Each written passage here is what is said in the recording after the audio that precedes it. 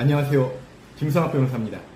저는 대한변호사협회 공식인증 형사전문 변호사이자 제주지방법원 재판부별 국선변호사, 제주지방법원 논스톱 국선변호사를 역임하면서 수많은 교통사고 형사사건의 변론을 성공적으로 수행해왔습니다. 그리고 현재 다수의 교통사고 형사사건을 맡아 진행하고 있습니다. 교통사고 형사사건 스페셜리스트로서 저는 교통사고 피해자 내지 피해 유가족들이 권리를 행사하는 것을 조력하는 부분에 최선의 노력을 다하고 있습니다. 교통사고로 인해서 인명피해를 입었을 경우 피해자는 수사기관으로부터 교통사고에 대한 판단이 내려질 때까지 교통사고 가해자에게 특정한 법적 조치를 취하지 않는 경우들이 많습니다.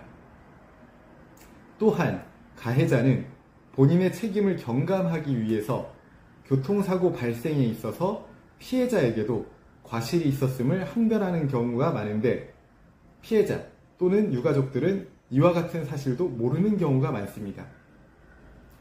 따라서 교통사고 피해자 및 유가족분들에게 조금이나마 도움을 드리고자 이 영상을 빌어 교통사고 피해자 측이 행사할 수 있는 권리에 대해서 간략하게 설명드리고자 합니다.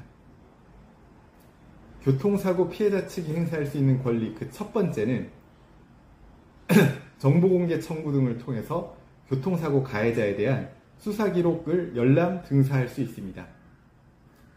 교통사고 실황조사서나 가해자에 대한 수사기록 등을 토대로 향후 피해자 측이 법적으로 대응해야 할 부분에 대해서 검토하기 위해서 반드시 필요한 부분입니다.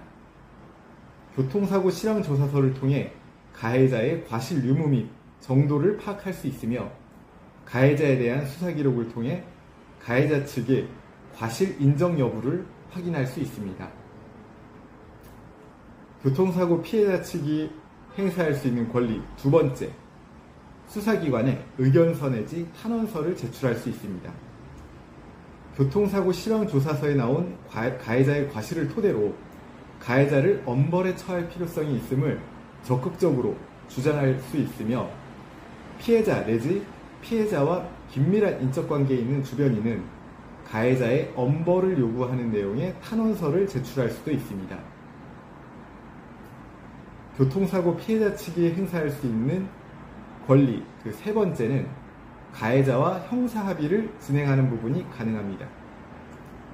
가해자와 형사합의를 진행하는 경우에 있어서는 반드시 민사상 손해배상 책임 부분에 대해서는 이의를 유보한다는 기재를 할 필요가 있습니다. 그와 같은 문구의 기재 없이 합의서를 작성하는 경우에는 향후 민사소송 손해배상금을 산정함에 있어서 금액이 감액될 여지가 많기 때문에 반드시 이의 유보를 하고 형사합의를 진행할 필요가 있습니다. 교통사고 피해자 측이 행사할 수 있는 권리 그 네 번째는 가해자를 상대로 민사상 손해배상 청구를 제기할 수 있습니다. 가해자의 불법 행위를 원인으로 하여 피해자가 입은 손해 전액에 대해서 배상을 청구할 수 있습니다.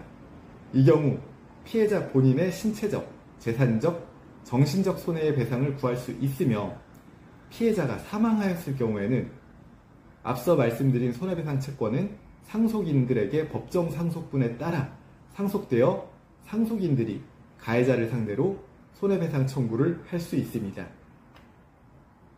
또한 상속인들은 가해자를 상대로 손해배상, 즉 피상속인의 손해배상 채권과 별개로 피상속인의 사망으로 인하여 본인들이 입은 정신적 고통에 대한 손해배상 역시 청구할 수 있습니다. 제주교통사고 변호사로서 정리하자면 교통사고 피해자가 행사할 수 있는 권리로는 수사기록에 대한 열람 등사, 수사기관의 의견 내지 탄원서 제출, 형사합의, 그리고 민사상 손해배상 청구 등이 있음을 반드시 명심하시기 바랍니다.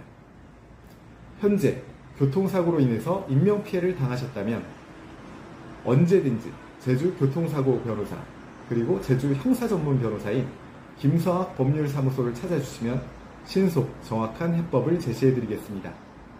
조금이나마 도움이 되셨으면 합니다. 여러분의 권리를 지키고 언제나 신속하고 정확한 해법을 제시해드리는 김성학 변호사입니다. 감사합니다.